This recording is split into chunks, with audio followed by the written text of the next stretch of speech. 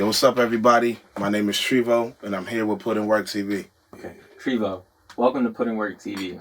We've enjoyed watching your journey and growth as an artist in the New England music scene and really want to hear more about your story. Our focus is allowing our guests to tell their stories front and center without judgment or opinion. So let's dive in. Perfect. First things first, how did it all begin? It all started with music, man. So, a lot of people don't know about me, but I've been a musician my whole life.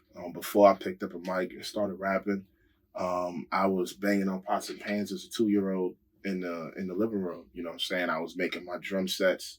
I was using brooms as guitars and dustpans as microphones, and really just grew up watching people on TV. I come from a Christian household, so I would watch artists like Donnie McClurkin, Fred Hammond on TV as a little kid, and I would try to imitate what I saw on TV from the musicians. I specifically spent time watching a Jewish musician by the name of Paul Wilbur. He would actually play his guitar and sing at the same time. So that's really where I got a lot of my intro to music from.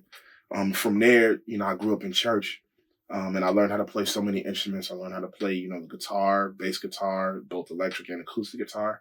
I learned how to play the keyboard, and I learned how to play the drums, which is my first love. So I really started as a musician for a lot of my life. And it wasn't until I got to middle school where I wrote my first rap for this thing we were having in 7th grade. They needed a way to spice up the pep rally before we had MCAS, and I wrote this rap over the model beat from Drake and Wayne. And I recorded it. I put it on YouTube, and I showed it to my teachers the next day. They're like, "You did that?" I'm like, "Yeah, I did that. I did that." You know what I'm saying? And I had an amazing time with it. Ended up writing another rap in middle school. I think I wrote a total of 3 rhymes in middle school that are all on YouTube. And I was between 12 and 13 years old. And I had a blast with it. But I really got into producing in middle school. And that kind of overshadowed where I wanted to go with rap. I didn't even think rap was a real direction for me. It was just really strictly about making music. I had music teachers help me along the way, between elementary, middle school, and upon leaving elementary and middle school, I stayed a producer, stayed in church, stayed playing instruments. But it wasn't until I got to high school when I got my girlfriend.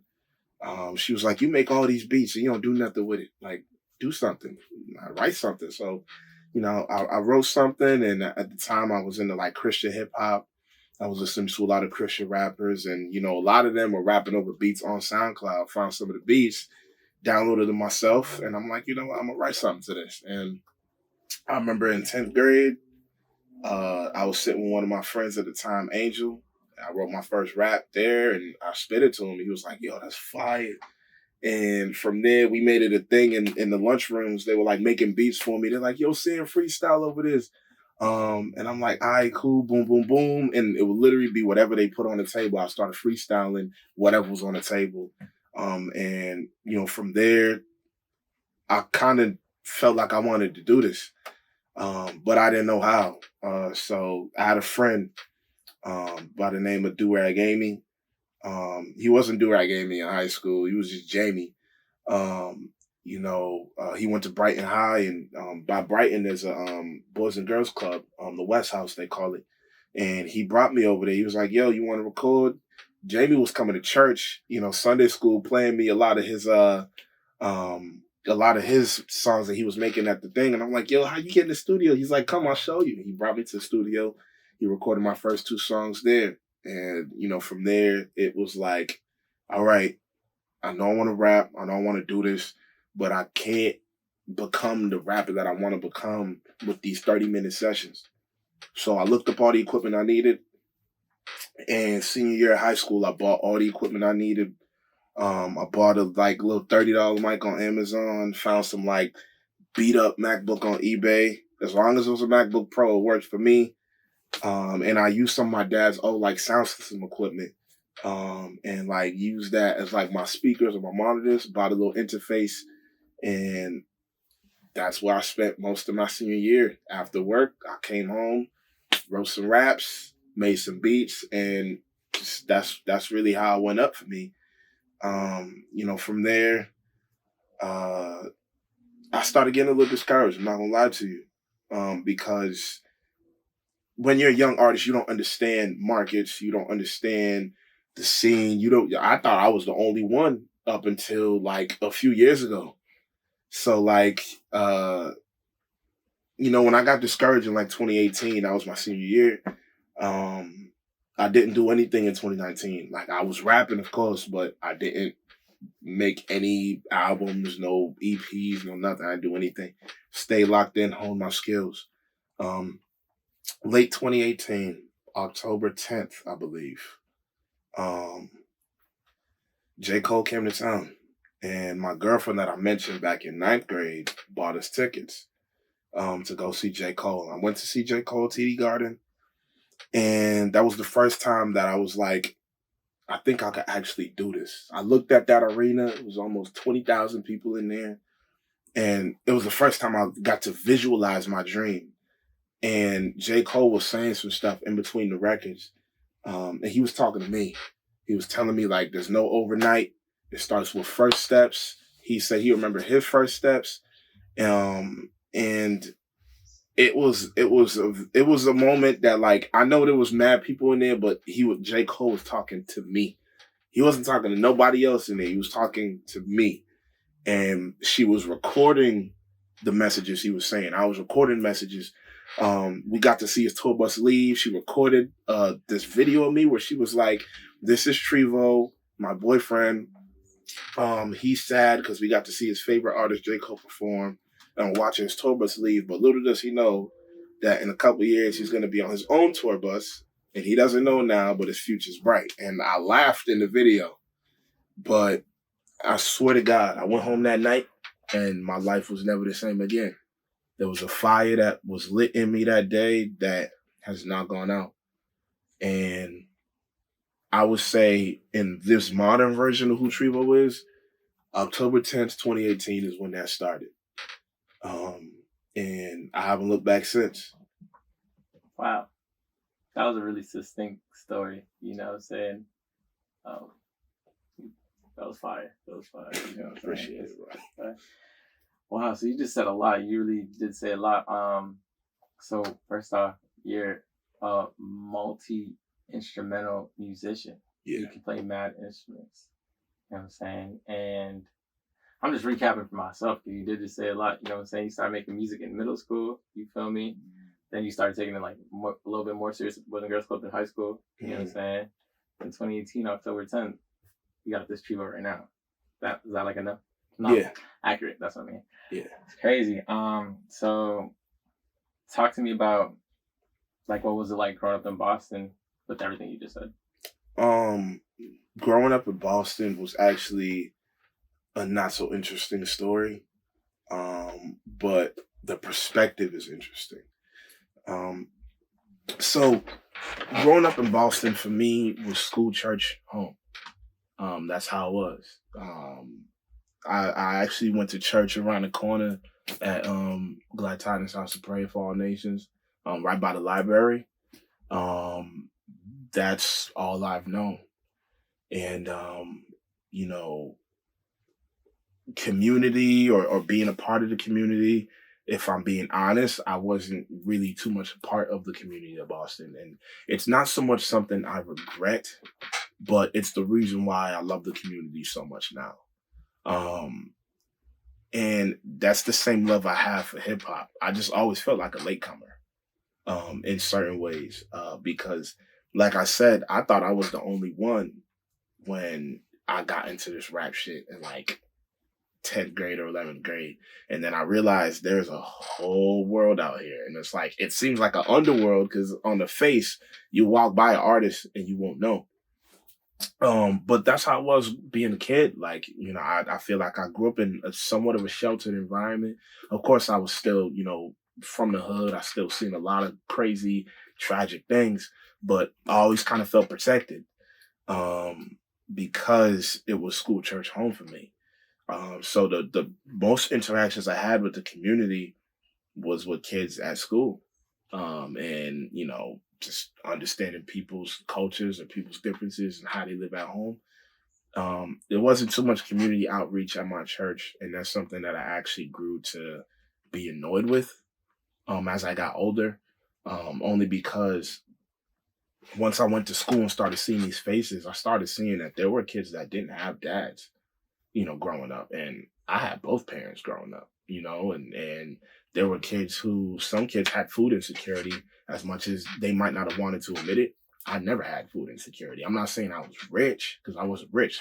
I grew up in the hood, but I had a father who went to work all the time and my mom who was able to, be at home with us as kids from like third grade to when we all got through to high school and it was in my high school. So I came up a little bit privileged in a way. So I've a lot of times in my life just felt disconnected from the city, and sometimes I kind of struggle with that. I don't know if survivor skill is the right thing because maybe it is, but just feeling like I've looked at the community from afar and didn't realize how significant it was until I became an adult and was like, damn, I want to help these kids or I want to give back in this way or want to create opportunities for other people. So growing up in Boston was nice. I grew up Jamaican.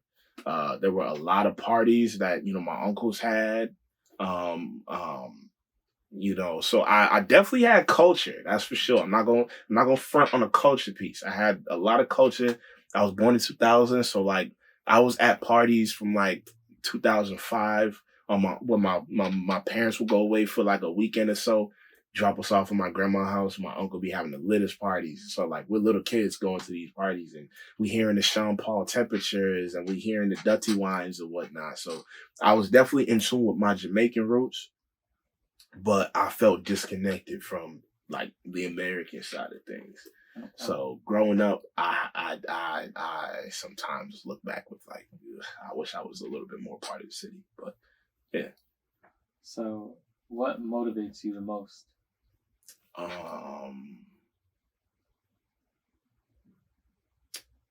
Good question. What motivates me most is honestly the idea of not making it. The idea of the visions I have not coming true. The idea of this not being able to happen for my brothers. I really put this whole shit on my back. Once I felt that there was a slightest opportunity that this could happen, even if it was a 1% opportunity, I locked onto that. And the idea of that not happening is what has been driving me this whole time. Of course, I'm passionate about music. Of course, I love this, but the odds of an artist making it in today's world, the way the world frames it, as if it's impossible or like it's highly unlikely to happen. And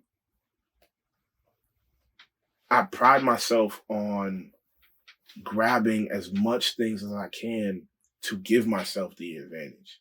I'm in business school right now. I'm in college and I'm studying business because I don't want there to be a single reason why anybody says this can't happen.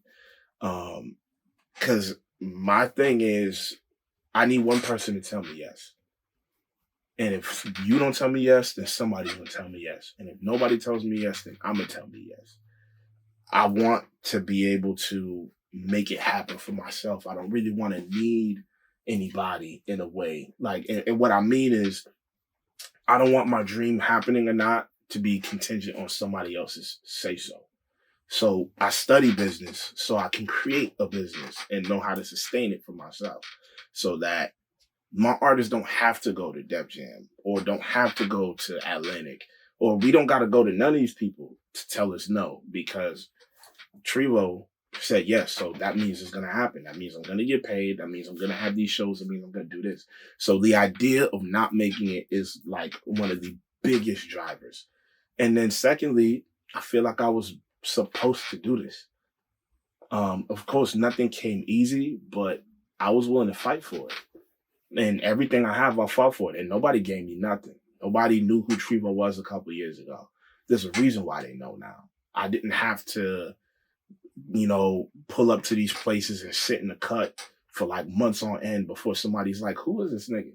No, that's not what happened. What happened was I showed up, I did the work, and people realized, oh shoot, that nigga's here to work. What's your name? I didn't have to impose myself. I showed up and I did the work. God made it a way so that I could be in the room and people wanted to know what I had to say. I didn't have to force myself on anybody. And I think those are the two things that let me know I'm doing the right thing. You know what I'm saying?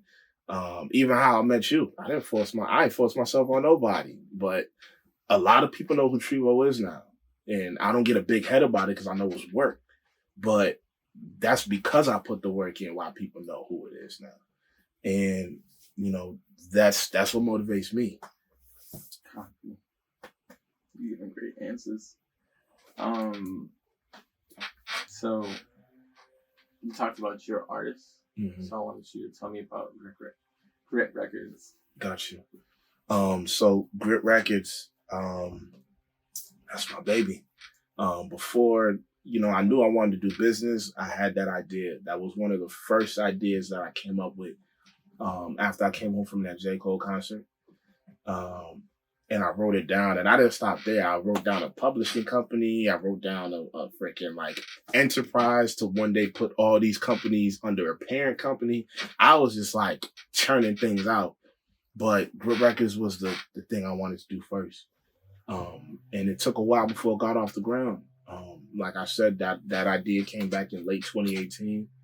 And it wasn't until 2019 where I was able to start putting certain pieces together. One of my artists, King Xavier, I met him back when I was at Bunker Hill, and I hated every second while I was at Bunker Hill. But, two things were saving grace there was the fact that TD Garden was around the corner. So if I stood in a specific position at the school, I could see my dream. And two was meeting him. How we met, I was making beats. I skipped class.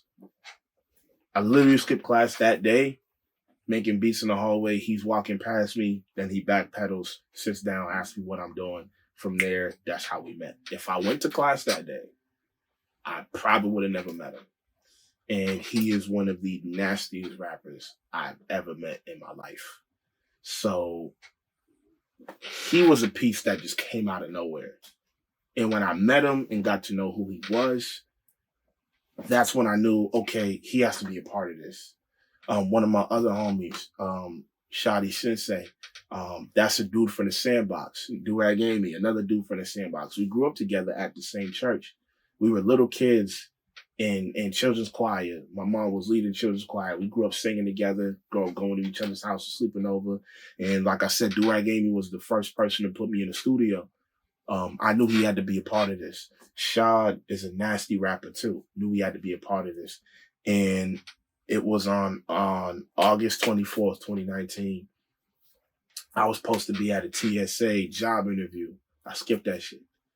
And hopped on the bike, rode all the way to Mattapan, said, yo, Durag, hey, we gotta talk. I got an idea. It's called Grit Records. What are we doing about it? And he was like, he broke out the laptop. I didn't even ask him to do nothing. He broke out the laptop. He said, so what's good, bro? What are we doing? And from there, that's when I got everybody on a FaceTime call a couple of days later. And, I helped Durag build a studio at his house. King Xavier already had his studio. And I helped Rashad or Shadi Sensei build his studio. And we were spending late nights at Durag's house in Milton, trying to keep his mom from waking up. We were recording mad records. We have so many records. It's just not going to see the light of day. But late 2019, 2020, right before COVID, we were locked in at Durag House. We made some of the first Grit Records official releases there. And we were just locked in. We didn't think there was anything we couldn't do. We didn't know about album rollouts. We didn't know nothing about nothing. All we knew was, hey, yo, I know how this mic work. I know how to hit record, and I know how to like slightly mix on Logic Pro. So hey, hit the record button, let's go. And that's how Grit Records started. You know, even in quarantine, we were on FaceTime every day, and we got close as brothers. You know, everybody knew each other through me. The only people that knew each other outside of like music was Rashad or Shadi Sensei, Durag, and myself, because we grew up together. But we were on FaceTime every single day during quarantine. We on FaceTime almost every day still. And those are my brothers. And the way that they came together to be a part of my dream, um, I don't even know how to thank them. But Grit Records, that's how that started. Okay. Yeah, that's weird. I want to dive in more into your process of creating music because you already told me you're a musician, but you're a producer. So tell me about like when you put your pen to a page. What is that process like for you? Now that you've been an artist for so long. Good question. When it comes to writing, I think where I'm at in my life now, it really depends, because if I'm working on something for me, like a project for me or a song for me, I have to be really moved, you know, by what's going on. Whether that's like, for example, what happened in Texas yesterday, that moved me. Or, you know, the thing that's been really on my heart is what happened to Deja during Thanksgiving. That's been with me since then. And I've been moved, but so moved by it that I don't know what to write. Because I'm just still processing. If it's a feature or like we just talking our shit, that's cool too. And talking shit records or just like bossing and flexing or whatever, those are easy. I can write those out real nice, easy, because, you know, cadences and flows and stuff like that, that's all great.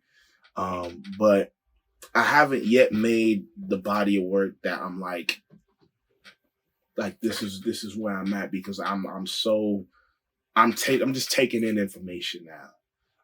But that's part of my process nowadays, is like, you know, reading books, especially if I'm talking about like, you know, issues of the Black community. I like to read first. And I mean, like, you know, books from like Toni Morrison, other books like The Destruction of Black Civilization, Homegoing, and other things. And I guess it's also part of being an Africana minor student. There's just so much information that is pertaining to our experiences that I want to make sure it's as informed as possible before I add it with like anecdotal evidence. But you know, that's my process. I gotta feel the music. I gotta feel what's going on. You know, I take time with these records. I know the world makes us feel like we gotta drop 24/7. We gotta stay in people's faces. We gotta do this. We gotta do that. But honestly, I do what I want. Yeah. I'm definitely not lazy, but I do what I want. I touch so many records, even if it's not my own. I mix and master almost every single record for Grit Records. So I'm touching music all the time. I'm making beats all the time. But when it comes to something that Trevo wrote, know that Trevo felt it first. So tell me about where you see yourself in 5 years. Where I see myself in 5 years. Where I see myself in 5 years. How old am I now? 21, about to be 22, 27. 27 years old. So at 27, I see myself as a husband and a father. I don't know how many kids by 27, but that's what I know I want. You know, the girlfriend that I mentioned in 9th grade is still my girlfriend now. She's actually in the car. But we've been together for almost 8 years. And I kind of knew that was the girl I wanted to be with. Around the time we got together. Now, we also grew up together, same church. So, like, all of us just grew up together. We know each other. But I see myself as a married man and a father of some odd number of kids. But I see myself with my brothers at the top of whatever we said we're gonna get to the top of. And I see myself bringing it back to the city. I love Boston.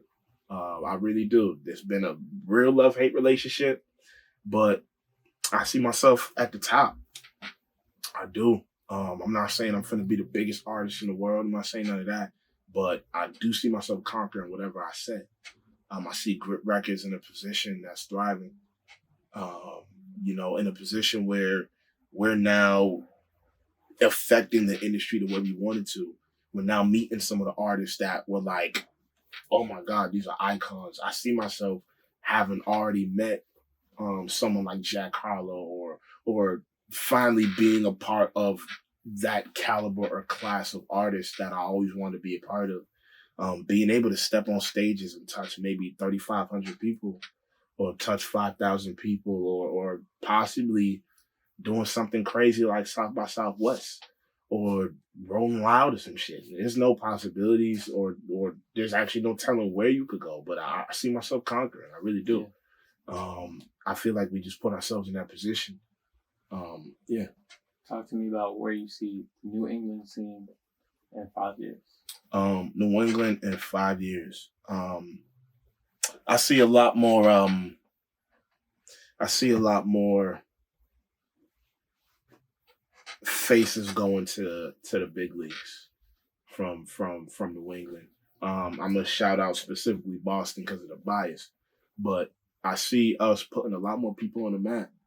I see Bia and Oompa and Cousin Stiz and Millie's having to move the fuck over because they got to make room for their younger brothers and sisters that's coming up. I see people like C4 getting to the top of this shit. I really do. I think that is the nastiest dude I've ever met. It's the reason why I be around him so much because I be learning. I learn a lot. I see people like Rob. I see me and Rob doing something together again. Because like the collaboration me and Young Rob have is just crazy. He's too nice to not be one of those dudes. You know what I'm saying? I see myself getting up there, being able to meet Oompa, being able to sit down with Bia and just have a conversation and be like, yo, I appreciate you, what you did. What is some game you can spit to the youngest? Or what can you pass on to, some of the younger dudes like myself?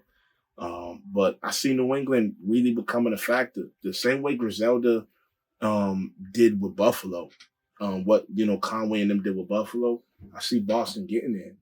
I really do. I think, where are we right now? We putting the work, right? We at Thrill Studios. This is crazy. Like, even how I learned about Thrill, I'm like, yeah, they're finna be dangerous real soon. So it's like, I definitely see us rising, bro, because like, we all got a lot of the great ideas. Like, we're not just trying to be artists no more. We trying to build studios. We're trying to get other people in here. We're trying to build the infrastructure that's necessary. So if we all keep on that wave, with some people doing media, some people doing this, some people doing that, and we all gelling together, we just gonna create what Boston needed. So I see New England being up there. How did the music alter your life? The music altered my life in every way. I've been given this opportunity to, or you know what? I've been blessed with this ability to write songs, blessed with this ability to make beats.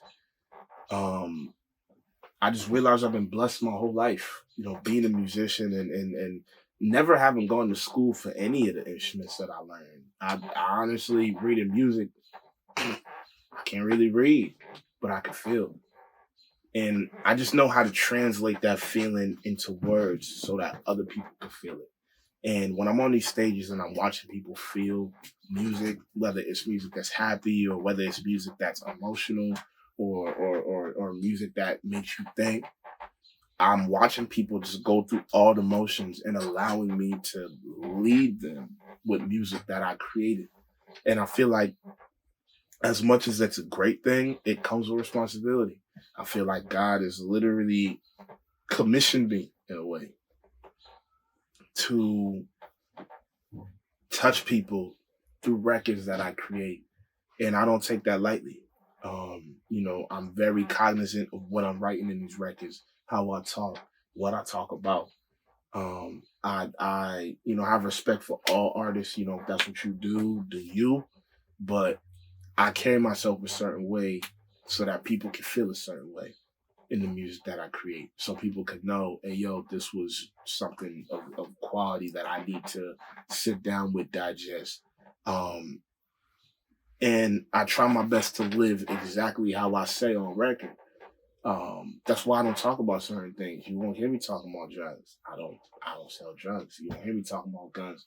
I don't shoot people. You don't hear me talking about all types of sex because I'm not out here. But what I am doing is reading. What I am doing is writing. And what I am doing is having conversations with people to find out what people are actually going through. I look at myself as kind of an extension of where the church can't reach because although I'm not preaching in these records and I'm not like a pastor on these records, I'm using these records as a way to connect people to feelings that they might ignore. So talk to me about the most substantial moment in your music career. Substantial, like significant moment? Like the most important moment of your entire career. Okay, most important moment of my entire career. Thus far. Yeah. Thus far, most important moment of my career. I'm gonna say Prudential last year. I wasn't expecting Prudential to do what it did. Not the song or the project, but I saw the response from the city and I saw the response from the people, and that took me from a place where I was just like, all right, I'm just this little dude or just this guy in Boston trying to make a name, to Prudential got here and it's like, oh shit, I'm a little bit here now. And I'm like, okay, cool, great. I get a chance to perform this project ever so often and it hits like it just came out yesterday. And I remember some of the videos. I remember, somebody was playing Game on Notice. I think it was Shaquem. He was here last year when I dropped it. And he was playing it in the studio. I don't know how many people was in here, but he was like, yo, what the fuck is this? Where's this nigga from? And I'm like, I'm seeing the love and I'm like, yo, this is crazy. Nate posts on his thing. He's like, yo, the GOAT has returned. I'm like, I'm not no GOAT, nigga. Like, what are you talking about? But it's like, no, I started to believe like, no, people are buying into this because it's real. People are buying into this because I have something to say. And when I just think back at that moment, which was a little over a year ago, and the record's still hitting, like I did that record last week. And it got me first place at the contest I was talking about. Now I get to go to Miami and do it there and possibly win $50,000 on a song I did to get myself out of a hole when I was feeling a little bit depressed. It lets me know I'm doing something powerful. So I would say putting Prudential out and just like, fuck it, believing in it. That was probably the most important point in my career because that project changed like how I move. So if you had any advice for someone who's looking to get to where you are, like an upcoming artist, like what would you tell them? I'll tell them a few things. One, I would tell them build a circle that you can trust. No man is an island and you won't get it. You can get a lot done by yourself. You want to go somewhere quickly, go alone. You want to go somewhere far, you gotta go together. So you need a certain circle around you. You need a certain group so that you can go far. You don't just want to go somewhere quickly.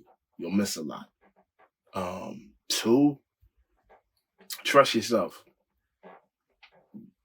Don't look to the left or the right. I know that's cliche, but in this world where social media is easily manipulated, where the game is easily manipulated, you want to trust who you are, trust what you feel, trust your convictions, trust what makes you who you are, and stick to that. Don't try to be anybody else. There's only one you. So trust yourself artistically and trust yourself in your personal life. And the third thing I would say, just don't give up. Like, you can take this as far as you want it to go. as far as you wanted to go. One day, you're just that kid in Boston that nobody knew. A couple of years' time with hard work, you could be that kid that's going on that Rolling Loud stage. You could be that kid selling out TD Garden when you bring it back home. You could be that kid going on tour in a whole nother country. Everybody was just that kid. Cole wasn't always J. Cole. He was just Jermaine to a lot of people. Then he became J. Cole. Kendrick was just Kendrick. Drake was just Aubrey. Jay was just Sean. Nas was just Nasir.